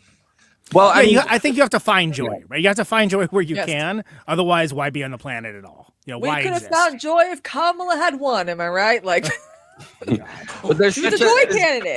That would have sorted it right out. Yeah, exactly. This is the fight But over. is that really true, Conan? Like, do we really know what it's like to give up on the petty, you know, the small joys of living in this world? Like, what would we become if we were like, fuck? Well, that? it's like people who have taken up gardening and they're like, I'm not on social media. I got a garden to extend. I'm like, see, now that's what I'm talking about. Find some joy in this really shitty world. Stick with it. Don't. It also, so I feel like if you do art and the pursuit of art and the connection and the elevation from the mundane existence that we live in is important. It's vital work. And there is a certain degree of escapism that is dangerous. We need to not, while the world burns, we need to be engaged. But that also doesn't mean this constant connection all the time that we're forced into being, and this constant reaction to everything and whatever the new horror of the minute happens to be, because our brains are not wired such a way we will burn out. So there has to be a happy medium. Yeah. Art does matter. Creativity does matter. Music, movies, it all matters. And you should not ever feel guilty for taking enjoyment in them, as long as you're still engaged with your community. You're still engaged with fighting these dicks with whatever power you have. And honestly, not trading justice for empty catharsis. You know, that's a really interesting point of view. And if you look at Cabiria, she fully feels the pain, the evisceration. She doesn't shy from any of it. And yet she gets up and she's on that pathway. I thought it was Romani, but it's a birthday party. And they pass by her, and feeling all of that pain, she can still smile. So I think the trick is if the smile is based on class, privilege, delusion, avoidance, then it is not good. But if like Cabiria, she felt every ounce of that betrayal, then I think it's really powerful. And that's kind of how it hit me. I think the kind of, the modern era, the idea of art for art's sake, I think we have to re-examine that in some ways. But I do feel like there are still tons of productive, revolutionary, unorthodox moments in a lot of great films, music, storytelling, books. But for the first time at the end of this movie, I was like, huh. So I'm not in any way giving a definitive answer, but I think that question is well worth asking. And people need to ask that of themselves too, because it's not necessarily going to mean the same thing for us as it does for somebody else. But I agree that, I mean, at a certain point, well, look, don't look up, right? At a certain point, like disengagement becomes a political ethos. Yeah, it's so funny. Every time I tell my sister, because my sister's a huge Leonardo DiCaprio fan. I'm like, yeah, I know the guy who directed that movie, Leonardo DiCaprio. And my sister's like, yeah. I'm like, yeah, no. Still can't get her to listen, I'm sure. But anyway, whatever. No, absolutely not. Tell her that. Yeah, we had a guy from. Maybe we just have Adam come on to just discuss Don't Look Up and go ham on the politics of it all. Well, we had a guy from Devo on. That was pretty good, I felt. But anyway, whatever. That's maybe next time we get Macaulay Culkin on, she'll care. Yeah, that movie I could talk about for like 9 hours. Yeah. I mean, the reception, the making of it, what it was saying. I just love that it started from Sirota tweeting that. That's great. Yeah. But there are loads of movies that harmonize with the moment we're in. There are, a book I was looking at again recently that is really good for this moment is Guignol's Band by Ferdinand Celine. The opening of that book is like, and it's the beginning of World War I, which makes sense because it's the most nonsensical, insane, industrialized moment ever where, millions and millions died. And to this day, no one can really say why. So, yeah, assassination of one leader. I love chatting with you guys, chopping it up. There are a million movies, probably not a million, but there are 173 movies I would love to chat with you guys about. Send us the list. What's the book you just mentioned, the Celine book, Adam? Because I know Journey to the End of the Night, but I don't know that one. Guignol's Band, and I think it's spelled like Guignol apostrophe S, but just read the first 5 pages. And it was like it was written in 2026, Yeah. Okay. Cool. Yeah, because I the Journey in the Night's like one of my favorite books. So I do like Celine. I don't know that one. Incredible. Yeah. But that was like 32 or something. It was like 10 years earlier or something along those lines. Yeah. I wonder when Guignol's Band, it's set kind of World War I, but I don't know when he wrote it. But it's like 1944, it looks like, and then translated in 54. Oh, wow. Right? According to Wikipedia, which has never lied. That's good writing, because I was like, this must have been written at the, but no, the opening 5 pages of that book. And there's tons of others. I mean, J.G. Ballard has like 3 books that feel like they were written in 2026. And there's albums, I mean, like the Pixies, 3rd album, you know what I mean? Like, so. Bossa Nova, right? Wait, is Bossa Nova the 3rd one? Bossa Nova. Wait, Surfer Rosa, Doolittle, Bossa Nova. Or are you counting Come On Pilgrim? Wait. No.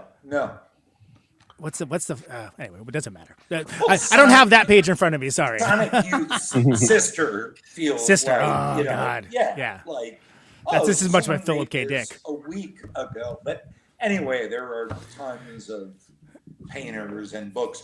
Any time you guys want me to watch a movie and chat with you, let me Dude, know. don't threaten us with a good time. I mean, like, look, it took us a year to follow up on this one, but I think we nailed it. Maybe Adam, once every 3 months. something we do in this show. This is the next bit we're gonna do for close it down for good. Well, not for good. Jesus, that's the final. But change. Yeah.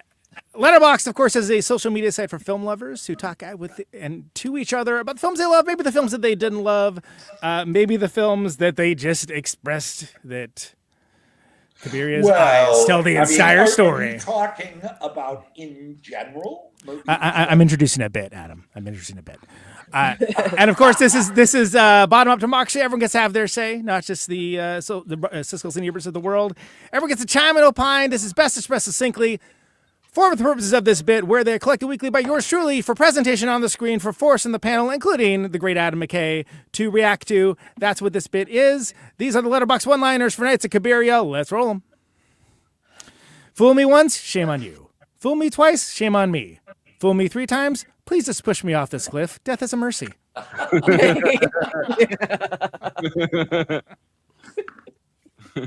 Did George W. Bush write that one? Yeah, exactly. Cabiria is the original chaotic queen. 1 second she's having a mental breakdown, and the next she's dancing in the streets. And honestly, same. Yeah. I wrote that one. It's Kristina's alt. Yeah. Mm-hmm. Every single man in this movie, I'm kicking all their asses. Yeah. Yeah. Very much including the magician. Oh, the magician's first in line to get his ass kicked. By the way, I could smell. It's one of those weird moments where you could smell the stale cigarettes on an actor in the movie. Factor. This one is by a friend of the show, Mackenzie Wilkes, from the Austin Danger podcast, Criterion Connection, and the new podcast Above the Line. So that's Mackenzie, everybody. So perhaps my fear of volunteering at magic shows was justified all along. I would never.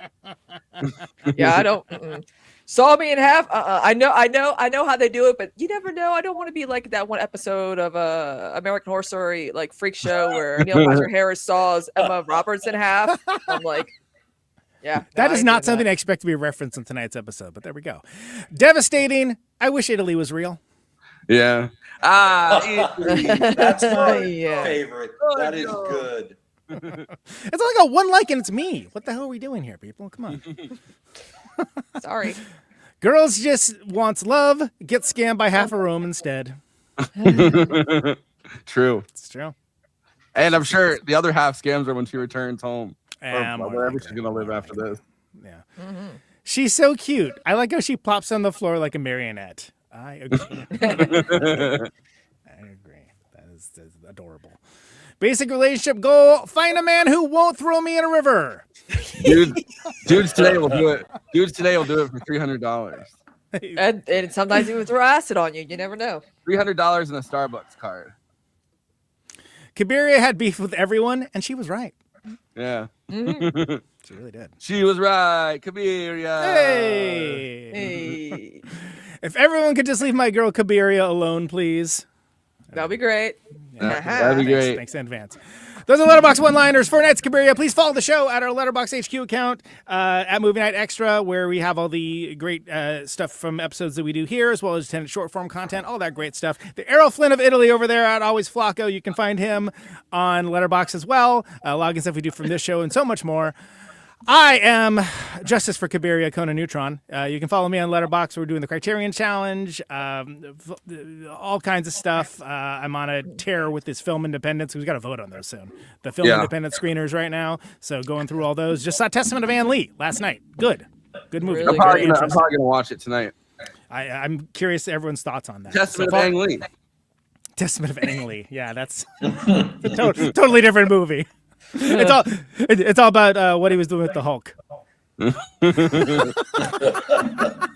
Ang Lee's Hulk. Look it up. I didn't make that up. That's a real thing that happened. I never doubted you. The Italian Bill Clinton down there is Kristina Adam. Kristina, follow her on Letterboxd as well. To my knowledge, Adam, you do not have a Letterboxd account. This is not peer pressure. Otherwise, I'd drop it in.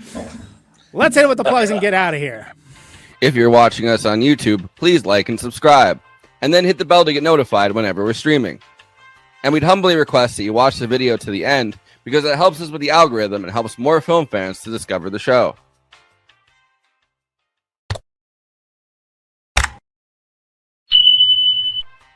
We're also monetized. If you want to get your chat questions definitely read on stream, you can always send us a super chat, which will help us keep the show going. Every cent helps. If you're watching on Twitch, you can gift us a free sub on Amazon Prime with your Prime membership, but getting subs on Twitch is always appreciated, and it helps to follow us on there as well. We also have an audio feed, which is available wherever you download podcasts, if you prefer to listen to podcasts rather than watch the stream. That's updated usually the same day we stream, but watching on YouTube and Twitch is the best way to get the show first, live as it happens. If you want to support us with a monthly donation and get access to all of our after parties forever, which go patron only after we do them, you can become a patron at patreon.com/movie night extra. Link is in the description for that. It really helps us keep the show going since we do have some expenses to make this happen. We also have a Discord community. Link is in the description for that. We sometimes watch movies we cover on there. We get into conversations about everything from film to TV shows to related podcasts. We even have a Discord channel for memes. It's really fun on there. You can find us on all the social media platforms: Facebook, Instagram, Blue Sky, Twitter, and Threads. You connect with us on all of those. Talk to us. We'd love to hear from you. Lastly, we recently made a TikTok at Movie Night Extra where we're putting up short form clips from the episodes.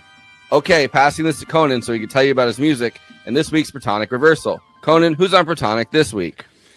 Yeah. So William Goldsmith episode is up for patrons later on today, and then in the general feed after that from Same Day Real Estate, Assertion, of course, Foo Fighters for the Color and the Shape era. It's a great conversation. Great to have him back for that. I took off this week for a mental health week, frankly. And you know what? I freaking needed it. So there's some cool stuff coming up, but don't worry about that. Don't worry your pretty little head about it, baby, for right now. Huge news. Oh, yeah. So patreon.com/Protonic Reversal, $1 for advance access for that show. Thursdays, 8 Eastern, 7 Central, 6 Mountain, 5 Pacific. There's some really cool stuff coming up. I'm going to be announcing some of those pre-tour episodes coming up soon. Speaking of tour, Conan and the Secret Friends on tour with Red Cross this spring. Boo, boo, boo, boo, boo, boo, boo. So if you're in Long Beach, San Diego, Phoenix, Austin, Houston, New Orleans, Jacksonville, Tampa, Orlando, Atlanta, Nashville, or Los Angeles, please come out to these shows. Come say hi. We will be playing there as well. We also have 3 shows with Mike Watt and the Missing Men kicking off before those. So that's San Pedro, Yucca Valley, and another one in LA. And this is going to be a great tour. We're going to be on, we're not playing, but I guess we'll be a band and we'll be around for Little Steven's Underground Garage Cruise, where Red Cross is playing 3 different sets. So that's exciting. There's Sonics are playing, Buzzcocks, there's all kinds of bands playing that. NeutronFriends.bandcamp.com on all the things. Way of the Neutron, new record, vinyl shipping soon.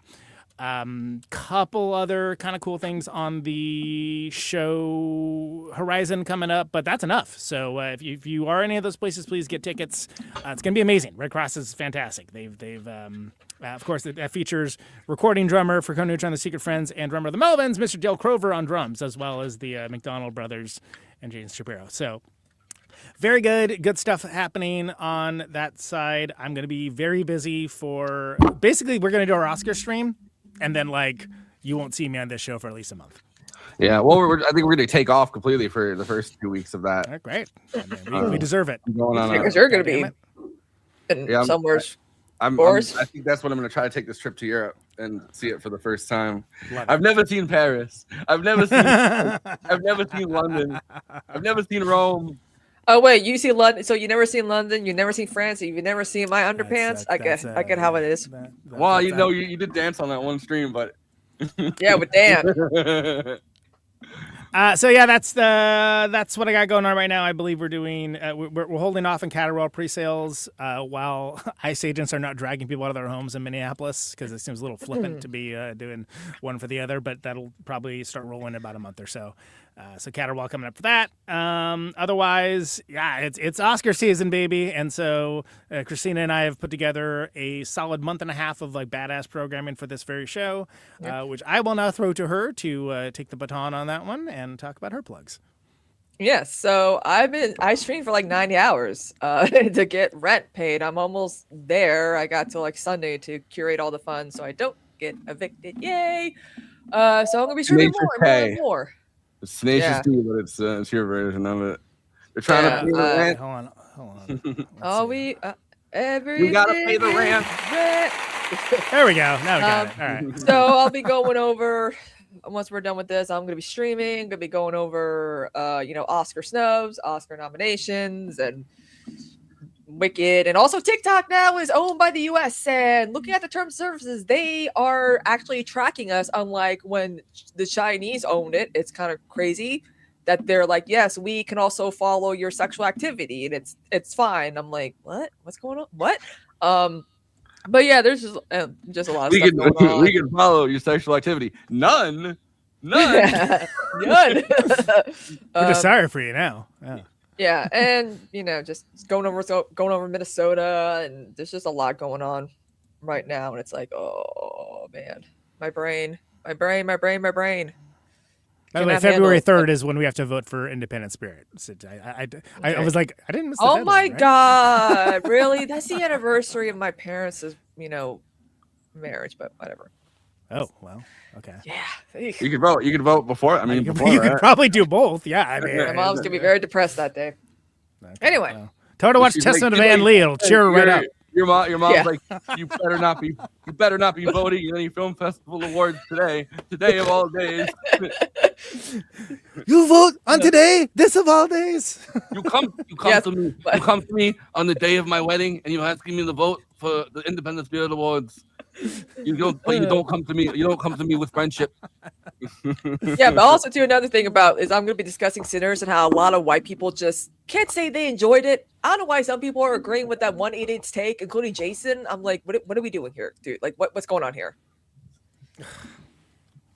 Jason, like, it's okay to enjoy a movie. Jason, you come to me on the day that Sinners get 16 nominations. But you don't come in friendship. I love Jason Miles like a brother, but we also fight like brothers. And it appears to be movies the main thing. That's why he's rarely on the show, frankly, because like some of the takes he has, I'm just like, what are you talking about? Meanwhile, like just the worst movie you've ever seen. He's like, oh, it's amazing. It's like, oh, okay, fine. Like, Josh of Actor too would get along. We love him. We love Jason. Peace and love. Peace and love. Can't wait for have him on again for something that we will cherry pick for him to be on that won't be contentious. Nothing Spike Lee related. Yeah. Anyway. Yeah. So starting with Kristina, final thoughts on Nights of Cabiria. Listen, when I first saw this movie, I think I saw this after I did see Nora for the first time, and I was like, oh, I see it. Like, I see a lot of the inspiration, and it really, I feel like this movie does not get enough credit when it comes to like the whole plot in the scenario, that because it's like we've seen it before, obviously, like it's everyone's like, it's more than just woman has a bad day. It's like, no, it seems like woman really just can't catch a break at all. But I mean, this is probably my favorite Fellini film. And when I was telling people we were doing this, they're like, oh shit, this is my favorite Fellini film, like, of all time, And so I feel like this doesn't get enough credit when it comes to his vision, his directing style and whatnot. So one of the big things is that like La Strada which is the movie that right before this is like Scorsese's favorite. So that movie has gotten I think an inordinate amount of attention. When a director likes a movie, it's like, oh yeah, but it's like, but there's La Strada. Yeah, La Strada is very good. And Giulietta Masina is also in that one, and she's great in that as well. But so I'm with you, Kristina, and it's interesting. It's cool that we did this one because everyone talks about 8.5. 8.5 is venerated correctly, especially for all that it inspired. Even though as a movie, it's not my most enjoyable one. La Dolce Vita, I like a lot. I do like Fellini. I even came around to like an Amarcord. Although there was parts I'm like, this is tough, and then I was like, okay, wait, now it's awesome again. But this one is. Look, I told you, this is in my top 100. right? When I saw it, I was like, this is Fellini? I didn't know. I only knew the surrealist stuff. I didn't know any of the neorealist stuff. And I feel like I understand and like the surrealist stuff more now after having seen this personally. Yeah. So, anyway, that's Conan, final thoughts. First of all, absolutely stunning and wonderful to be talking about this masterwork with Adam McKay. It came up in the conversation when he was on last time because Honora was very much in the conversation at the time. I love that he just dived in and did it. You know, we're getting a pretty good run of directors coming on this show, and that's badass. That's really cool. I said most of it. You know, this is my favorite Fellini. I think it's one of the great Italian neorealist films. Giulietta Masina, she's top 20 all-time performances. I mean, she's so amazing. She's endless charisma. The eyes do so much work. I know she got annoyed at being compared to Chaplin, but it's like for good reason. Like in this day and age, if you want to be compared to a legend, like I don't think that's worse people to be compared to. Well, but again, you got to think about like Chaplin, like was still working at the time, right? So it's like okay, again, like maybe that would be annoying. This was the year that La Strada dropped in the beginning of the year because this is like that's not when it came out in Italy. It came out years before that in Italy. Yeah. But La Strada won best foreign language film 1 year, and then this won best foreign language film the next year. And after that time period, Chaplin came out and was like, "This is like there's kinship here. This is the actress that most made me feel like you know." And so I think in that context, she's like, "Well," because everyone else was like, because I mean, Fellini goes around constantly being like, "I love Chaplin. I love City of Lights. That's my shit. Like, I so inspired by City of Lights. Like, I love Chaplin, all of his movies." So Chaplin, gave them praise back, and then it's like after a while, she's like, "Well, I can do other things too. I can, I get it. I totally get it. So I love that this movie won the equivalent of the international Oscar. That was still called Best Foreign Language Film at the time, and it was woke. I mean, that's largely based on her performance, and it's also Fellini's masterful direction, and like by the way, Pasolini. Script and again one of the reasons why it's so good is because he came from that world. He allegedly had mob ties or whatever, but Pasolini stuff's pretty heady and pretty freaking dark, frankly. So I think most people at this point had mob ties. You know, like at least if you weren't, they don't got mob ties anymore. You know, if you weren't from the central Rome, right? If you weren't from that part of Rome, you a lot of times the person who kind of ran your county was some kind of mob figure. So it's like as long as you were kind of far, you weren't just like a guy working on a farm. Maybe they don't have as many mob ties, but as long as you kind of have somebody working for the government or like what passes for government in some capacity, it's like that's an underworld figure for a long time until Mussolini kind of axed a lot of them or He picked and choose which ones to see the documentary The Godfather Part 2 for that. I think that it manages to be uplifting despite our heroine having a crucible of misfortune, and that speaks to the power of cinema. And I do think that it's got one of the greatest and most iconic endings in cinema, and especially with just that abrupt ending in there, and because we're finding a reason to smile amongst a world of misery, and boy, isn't that relatable. Hell yeah. Well, I gotta say, on Tuesday, we are having Josh Olson on to talk about Thief, another big director. Our first Michael Mann on this show. Crazy. Yeah. Maybe we can get Joe Dante on to discuss a film he directed, perhaps. You never know. He's podcast with him weekly, so yeah, but I would imagine he knows. I remember JG Michaels had Joe Dante on a bunch of times, and when I first was doing the show, like, can you reach out? And he said, help. You're not big enough for that yet, but yeah. Where's that show? Where's that show now? I'm just saying, if the shoe was on the other foot, I'm like that bitch. It's like, oh, you need help? Okay, I'll give you. No, he helped me. He gave me a lot of emails. He was just like, yeah, I just don't think, because it was at the time we had like 100 subscribers. Okay, can we close this show out, please? Who cares? Yeah. Moving on. Well, it's now afternoons of Cabiria, I guess. We are movie day extravaganza. That was Adam McKay blowing through like a snowstorm. You know what I mean? Exactly. He more or less invited himself to come back on again too. Great. Yeah. We're like, yeah, we can't say no. Actually, he invited himself on 173 times. He invoked a number. Well, there you go. Thanks for joining us on a Friday afternoon. Forrest Miller, Conan Neutron, Kristina Oakes. We are Movie Night Extravaganza, and this is our